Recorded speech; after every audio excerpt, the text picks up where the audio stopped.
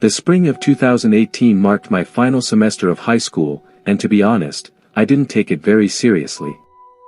I wasn't too concerned about my grades and often skipped classes with a few friends. If I remember correctly, it was a Friday when everything happened. Once again, I had plans to skip a class, this time with two of my friends, whom I'll call Tyler and Christian.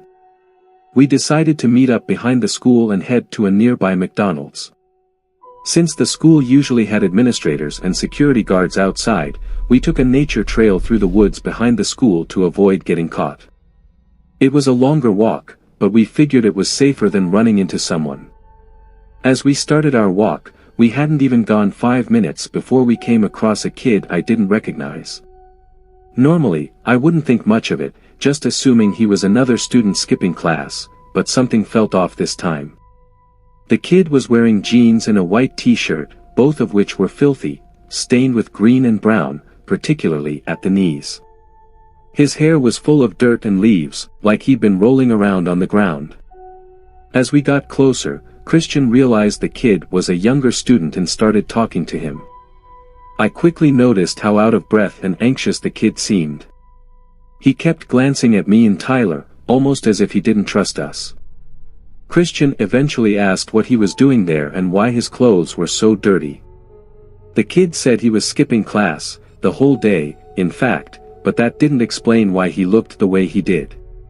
Tyler, trying to lighten the mood, joked that it seemed like the kid had been camping out there. We all laughed, except for the kid, who just stood there with a strange, almost angry expression. He then looked around and asked, "Do you guys want to see something?"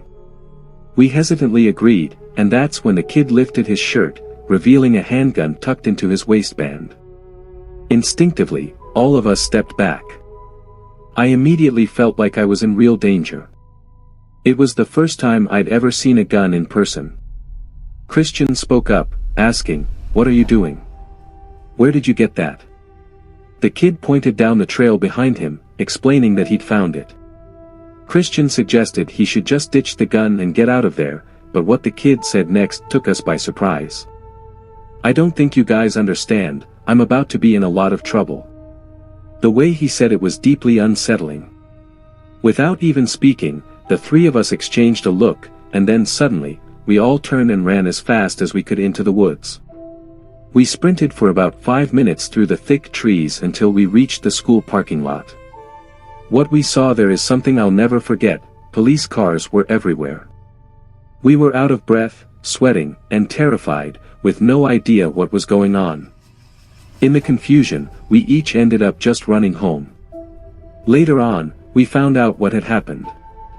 The kid was a freshman who had indeed been skipping the entire day. It turns out he had stolen the gun from a parked car in a nearby lot and posted a threat to the school online. I never saw the post myself, but from what I've heard, it was graphic and disturbing. Some students saw the post and reported it to the school staff, which led to an immediate lockdown and the police arriving so quickly. The kid was later seen exiting the nature trail and heading back toward the school, where he was arrested. There were rumors that the kid hadn't taken his medication for over a week, which might have caused his behavior, but I can't say for sure if that's true. None of us, me, Tyler, or Christian, ever told anyone that we had encountered the kid. We all agreed that we didn't want to get involved. Looking back, I realize how much danger we were actually in. At the same time, a part of me wonders if we might have delayed the kid long enough for the school to respond in time. Either way, it's an experience I wish I didn't have to go through.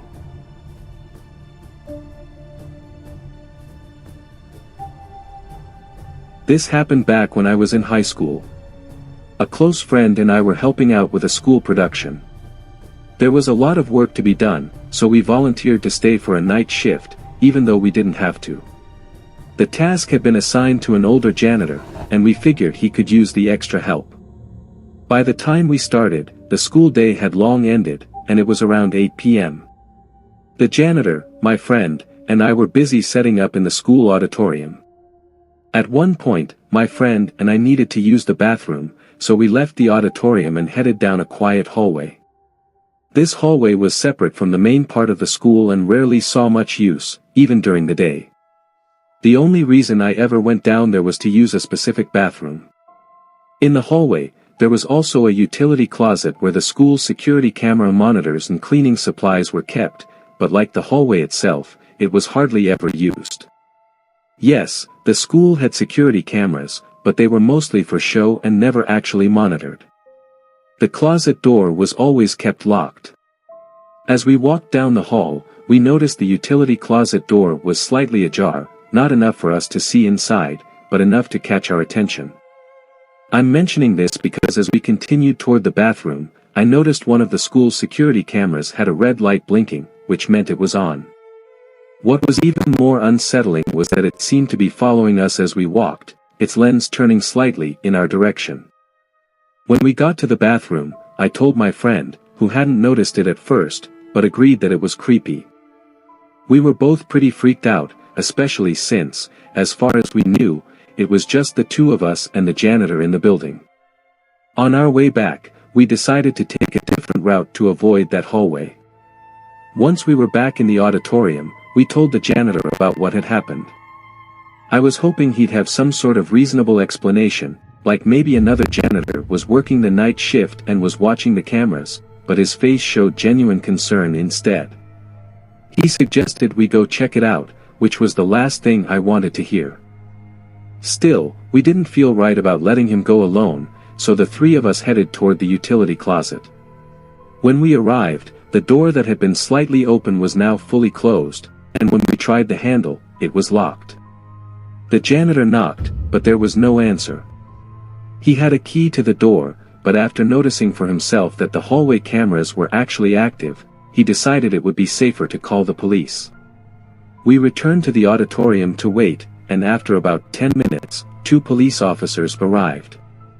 The janitor led them to the utility closet while my friend and I stayed behind. Only a minute had passed when we suddenly heard the terrifying sound of yelling followed by gunshots echoing down the hall. That was the first time in my life that I genuinely feared for my safety. We were both frozen with fear and had no idea what to do, so we just sat there, listening. After a few tense moments, we heard footsteps running toward us, and to our relief, it was the janitor. He told us everything was fine but that we needed to leave immediately. We tried asking him for more details, but he didn't say much, just hurried us out of a back exit. We got in our cars and drove home, both of us shaken by what had just happened.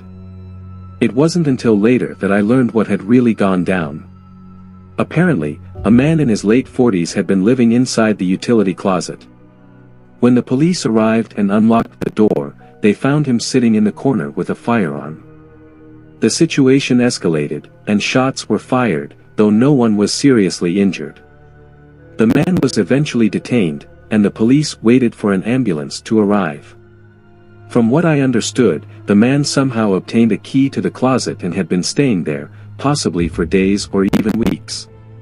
Since he had access to the security cameras, he could watch everything happening in the school, even during the day. The janitors didn't really use that closet, so he had managed to go unnoticed for quite some time. I'm not sure how long he had been there, and honestly, I don't like to think about it. As far as I know, the police never figured out his true motives. He might have just been homeless and looking for shelter, but the fact that he had a gun suggests he could have had more dangerous intentions.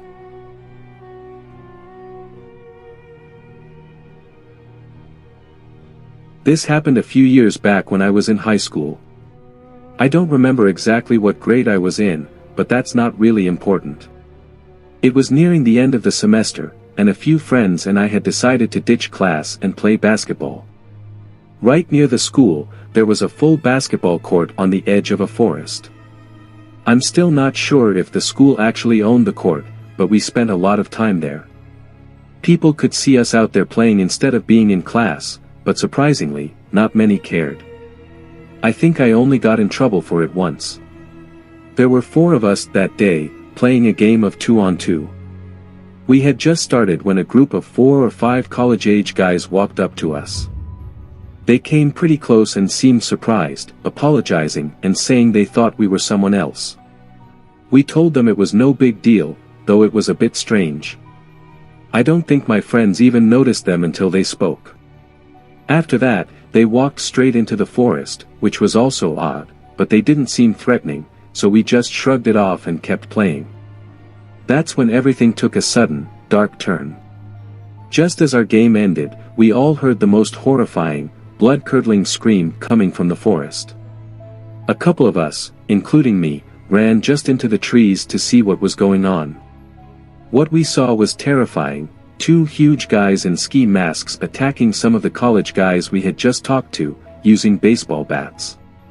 One of the masked guys noticed us watching, and the moment he looked up, my heart dropped. Out of pure fear, we all sprinted back to the school building. I hate to admit it, but none of us did anything about it. Instead, we returned to our classes, coming up with excuses to avoid suspicion. Somehow, though, the school must have learned about what happened, because soon after, we went into a full lockdown.